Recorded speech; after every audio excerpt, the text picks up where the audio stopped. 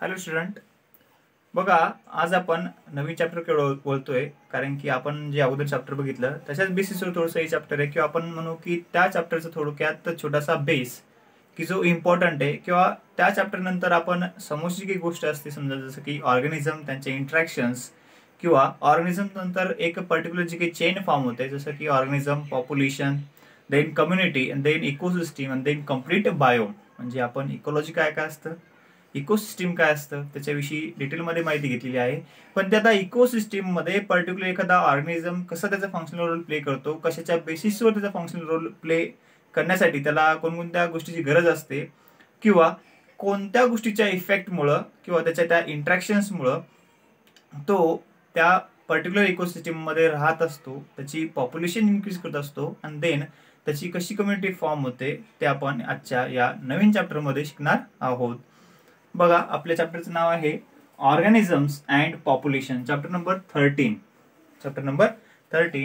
बघा, organisms and it's population असं म्हणू, किंवा ऑर्गॅनिझम अँड पॉप्युलेशन. या चॅप्टर मध्ये आपल्याला बघायला मिळेल की जर का एखादी इकोसिस्टीम असेल, किंवा कम्प्लीट जी काही आपली अर्थ आहे, या अर्थ वरती कसा एखादा ऑर्गॅनिझम फॉर्म होतो, किंवा आपल्याला जनरली बेसिक नॉलेज तर माहिती आहे की जर का ऑर्गॅनिझम फॉर्म व्हायचं असेल तर cell basic structure and functionality असतं.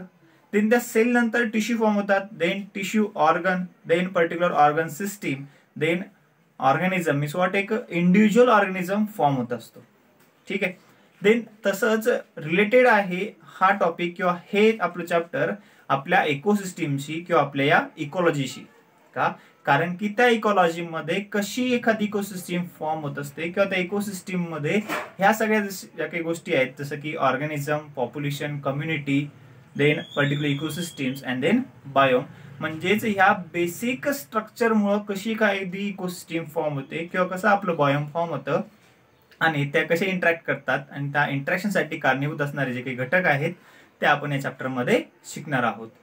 देन आपल्याला जर का बघायचं झालं तर आपण अजून थोडक्यात माहिती देऊ शकतो की का सगळ्या गोष्टी रिस्पॉन्सिबल असतात, किंवा आपण बघितलं की जे काही इंटरॅक्शन्स आहेत त्या दोन गोष्टीवर आधारित असतात, जसं की म्हणतो आपण बायोटिक अँड अबायोटिक कॉम्पोनंट.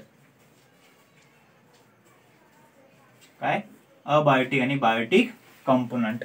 म्हणजे कन्सिडर केली एखादी इकोसिस्टीम, तर त्या इकोसिस्टीम मध्ये ह्या बायोटिक कॉम्पोनंट सोबतच जे काही इनडायरेक्टली इफेक्ट करणारे किंवा अफेक्ट करणारे अबायोटिक कॉम्पोनंट असतात, ते कोणकोणत्या प्रकारचे असतात, किंवा ते कशा प्रकारे कारणीभूत असतात या बायोटिक ऑर्गॅनिझमला किंवा कॉम्पोनंटला समोर त्याची चेन फॉर्म करण्यासाठी, किंवा समोर जसं म्हणतो आपण की जर का ऑर्गॅनिझम आहे, ऑर्गॅनिझम कसा कन्वर्ट करू शकतो किंवा कशी तयार करू शकतो त्याची पॉप्युलेशन, देन पॉप्युलेशन कशी रिस्पॉन्सिबल असते कम्युनिटीसाठी, आणि कम्युनिटी कशी रिस्पॉन्सिबल असते एखाद्या इकोसिस्टीमला फॉर्म होण्यासाठी. मग जर का एखादी इकोसिस्टीम फॉर्म होते तर डिपेंड करते कम्युनिटी कशी आहे, किंवा कम्युनिटी कशी रिलेट करते, किंवा कशी आपण म्हणू की त्या ठिकाणी पूर्ण सर्वाइव्ह करत असते, कशाच्या बेसिसवर सर्वाइव्ह करत असते ते बघणार आहोत. देन जर का एखादा ऑर्गॅनिझम तिथे सर्वाइव्ह करतोय तर त्यासाठी कोणती गोष्ट रिस्पॉन्सिबल आहे, या सगळ्या गोष्टीचा अभ्यास आपण या युनिटमध्ये करणार आहोत. बघा, जर का आपण कन्सिडर केला की अर्थ आहे, तर अर्थ रोटेट करत असते या सनच्या कंप्लीट एका ऑर्बिट मध्ये. कन्सिडर करा, दिस इज सन अँड अर्थ, कंप्लीट रोटेशन सुरू आहे. जर काय अर्थ आपली रोटेट करत असेल अराउंड द सन आणि एका पर्टिक्युलर ऍक्सिस मध्ये, तर आपण म्हणतो काय की आपल्या या कंप्लीट अर्थ वरती आपल्याला डिफरंट सीझन्स बघायला मिळतात. जर का आपण म्हणलो काय की जनरली सीझन्स समजा आपण rainy seasons, summer seasons and winter seasons, मग ह्या सगळ्या गोष्टी का बघायला मिळतात, कारण की जर का आपल्या अर्थनं ऍक्सिस चेंज केली तर सीझन सुद्धा काय होत असतो, चेंज होत असतो. मग जर का सीझन चेंज होतोय तर याच्या अकॉर्डिंग टू जर का रेनी सीझन असेल तर ऑर्गॅनिझमची ग्रोथ कशी होईल, तो तिथे कसा सर्वाइव्ह होईल, किंवा तो स्वतःला कसा अडॅप्ट करेल according to environment, according to nature. Then जर का सीझन चेंज झाला, समर सीझन आलं, तर त्याच्यामध्ये काय चेंजेस होतात, किंवा समर सीझन कसा रिस्पॉन्सिबल असतो त्या ऑर्गॅनिझमला पॉप्युलेशन इन्क्रीज करायला, कम्युनिटी फॉर्म करायला किंवा एक पर्टिक्युलर इकोसिस्टीम फॉर्म करायला अकॉर्डिंग टू सीझन. हे सुद्धा कारणीभूत असतं फक्त आपल्या या अर्थला, किंवा कारणीभूत कशामुळे, फक्त अर्थ रोटेट करण्यामुळे त्या सनच्या अराउंड. ठीक आहे, ह्या सगळ्या गोष्टी रिस्पॉन्सिबल असं म्हणतो आपण. ओके, तर देन जे काही कम्प्लीट ऑर्गॅनिझम असणारे किंवा पॉप्युलेशन असणारे ती इव्हॉल्व्ह होत असते according to season. According to season म्हणजेच बघा, जर का इव्हॉल्व्ह होणारी एखादी स्पेसिस जर का असेल किंवा एखादा पर्टिक्युलर ऑर्गॅनिझम असेल तर रेनी सीझनच्या अकॉर्डिंग टू अडॅप्ट होईल, समर सीझनच्या अकॉर्डिंग टू अडॅप्ट होईल, विंटर सीझनच्या अकॉर्डिंग टू अडॅप्ट होईल. म्हणजेच ए ऑर्गॅनिझम जर का असेल तर तो एखाद्या इकोसिस्टीम मध्ये सर्वाइव्ह करेलच, पण त्यासोबतच तो एक इम्पॉर्टंट गोष्ट प्ले करत असतो किंवा रोल करत असतो किंवा त्या गोष्टीसाठी रिस्पॉन्सिबल असतो. ती गोष्ट म्हणजेच रिप्रोडक्शन. म्हणजेच जी गोष्ट महत्वाची असते काय करण्यासाठी, पॉप्युलेशनला इन्क्रीज करण्यासाठी, ती गोष्ट सुद्धा ती स्पेसिस अकॉर्डिंग टू सीझन त्या ठिकाणी किंवा त्या इकोसिस्टीम मध्ये काय करत असती, सर्वाइव्ह करण्यासोबतच रिप्रोडक्शन करत असते, जेणेकरून त्या स्पेसिसची किंवा त्या ऑर्गॅनिझमची पॉप्युलेशन काय होईल, इन्क्रीज होईल. म्हणजेच एक ऑर्गॅनिझम काय करतोय, पॉप्युलेशन इन्क्रीज करतोय, देन हीच पॉप्युलेशन रिस्पॉन्सिबल असते एखादी कम्युनिटी फॉर्म करण्यासाठी. ठीक आहे, म्हणजे बघा बेसिक गोष्टी आहे, जास्त डीप मध्ये नाहीये, की आपल्याला फक्त जाणून घ्यायचं या युनिट मध्ये की एखादा जर का ऑर्गॅनिझम असेल तर तो ऑर्गॅनिझम कसा कन्वर्ट होतो पॉप्युलेशन मध्ये, तो ऑर्गॅनिझम कसा कन्वर्ट होतो एखाद्या कम्युनिटीमध्ये की जी रिस्पॉन्सिबल असते एखाद्या ठिकाणी इकोसिस्टीम फॉर्म होण्यासाठी. पण कशाच्या आधारे, त्या ठिकाणी असलेल्या इन्व्हायरमेंटच्या आधारे, त्या ठिकाणच्या ह्या कम्प्लीट नेचरच्या आधारे. जसं आपण डिफरंट इकोसिस्टीम बघत असतो, मग ती इकोसिस्टीम टेरेस्ट्रियल असो, ती इकोसिस्टीम ॲक्वेटिक असो, म्हणजेच एरिया वाईज जर का डिस्ट्रीब्युशन बघितलं तर त्या ठिकाणचं जे काही इन्व्हायरमेंट असणार आहे ड्यू टू द सीझन, ठीक आहे, और due to the nature of the earth around the sun. म्हणजे पर्टिक्युलर जर का एखादी एक्सिस असेल तर जसं आपण कन्सिडर करू रेनी सीझन साठी एक्स ऍक्सिस असणार आहे, कन्सिडर जस्ट सपोज. देन समर सीझन साठी वाय ऍक्सिस असणार आहे आणि विंटर सीझन साठी झेड ऍक्सिस असणार आहे.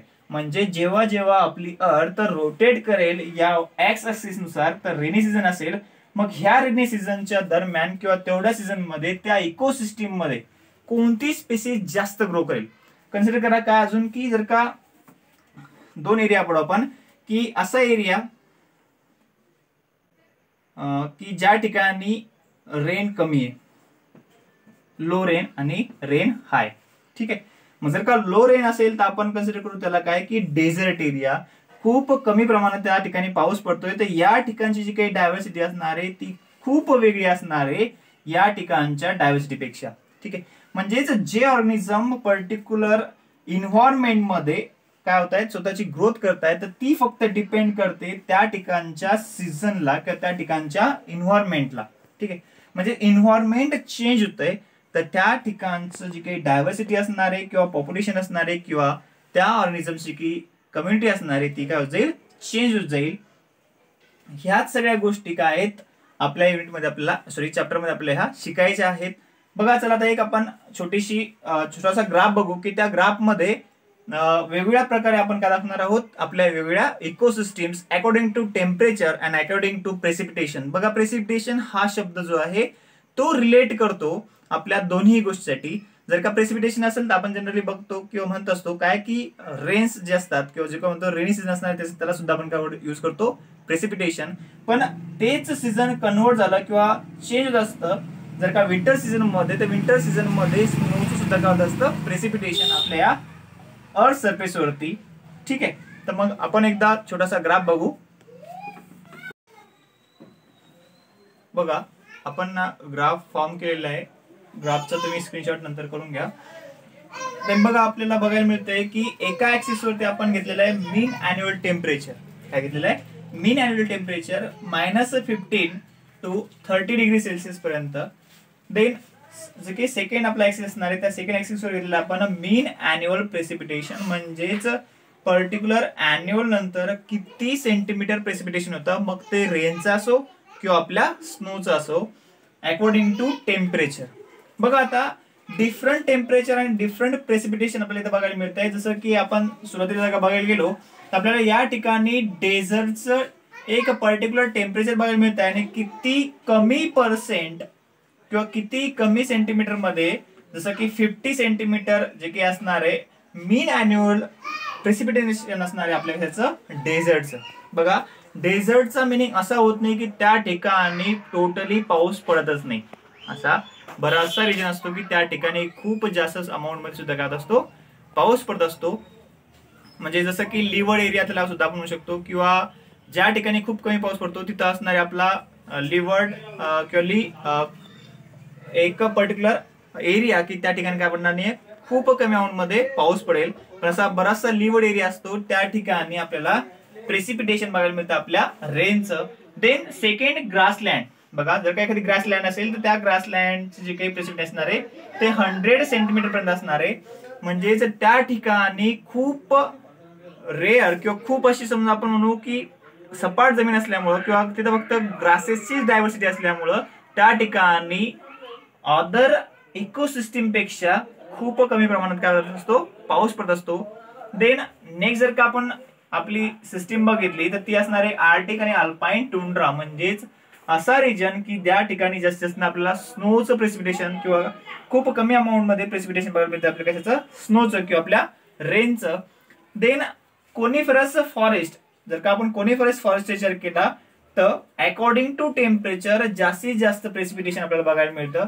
देन टेम्परेट फॉरेस्ट, जसं की म्हणतो आपण काय की आपला जो काही रिजन असणार आहे तो मोडत असतो आपल्या ह्या टेम्परेट आणि थोडाफार ट्रॉपिकल रिजन मध्ये, की ज्या ठिकाणी मीडियम किंवा एक पर्टिक्युलर फिक्स अमाऊंट मध्येच काय होत असतं, प्रेसिपिटेशन असतं. मग ते टेम्परेचर बिलॉंग करतं आपल्या 15 पासून तर 30 पर्यंत किंवा 30 टेम्परेचर पर्यंत. या टेम्परेचर मध्ये बरोबर मेंटेन अमाऊंट मध्ये की एका पर्टिक्युलर अमाऊंट मध्ये काय होणार असतं किंवा काय होत असतं, पाऊस पडत असतो. देन याच्यामध्ये जर का सगळ्यात सांगायचं झालं तर हे जे काही व्हॅरिएशन असणार आहे हे व्हॅरिएशन फक्त क्रिएट होत असतं आपल्या अर्थच्या रोटेशनमुळे. जसं अगोदर पण तुम्हाला सांगितलं मी काय की जसं आपली अर्थ रोटेशन करत राहील किंवा रोटेशन किंवा आपण म्हणतो ऍक्सिस चेंज करत राहील, त्या ऍक्सिस चेंज करण्यामुळं व्हॅरिएशन होत असतं. व्हॅरिएशन रिस्पॉन्सिबल असतं आपलं जे काही सीझन्स असणार आहेत ते सीझन चेंज करण्यासाठी. म्हणजेच आपण एक्झाम्पल सुद्धा दिलं होतं काय की रेनी सीझन साठी जर का एक्स ऍक्सिस मधून जर का अर्थ रोटेट करत असेल तर त्या वेळेला जे काही व्हॅरिएशन आपल्याला बघायला मिळतं तर ते हाय रेनी सीझन म्हणून आपण त्याला कन्सिडर करतो.